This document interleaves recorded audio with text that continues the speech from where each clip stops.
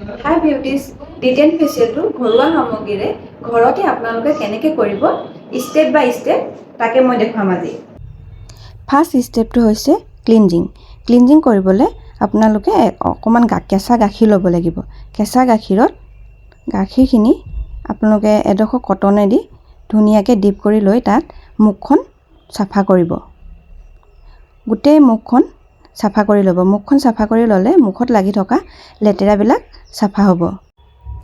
Second ষ্টেপটো হ'ল scrubbing. আপোনালোকে পিঠাগুড়ি, মৌ আৰু নেমুৰ ৰস মিহলাই বনাই লোৱা স্ক্ৰাবিংটো ধুনীয়াকৈ মিশ্ৰণ কৰি সম্পূৰ্ণ মুখখনত লগাব আৰু তাৰ পাছত ফেচিয়েল ষ্টক ব্যৱহাৰ কৰি মুখখনত ধুনীয়াকৈ মাছাজ কৰিব।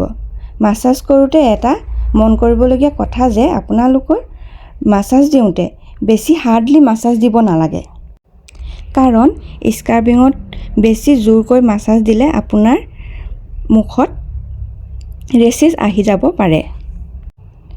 স্ক্ৰাবিঙে আপোনাৰ মুখখনৰ স্কিনত থকা ডেড চেলছবোৰ ৰিমুভ কৰি ধুনীয়াকৈ স্মুথ আৰু ব্ৰাইট কৰি তুলিব।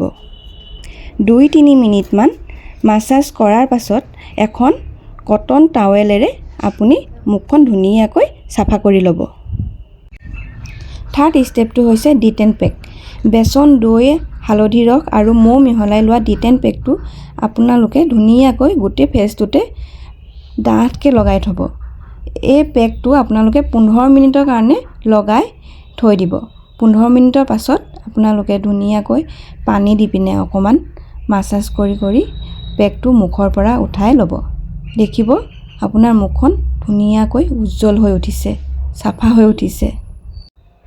ফ'ৰ্থ ষ্টেপটো হৈছে মইশ্চাৰাইজিং।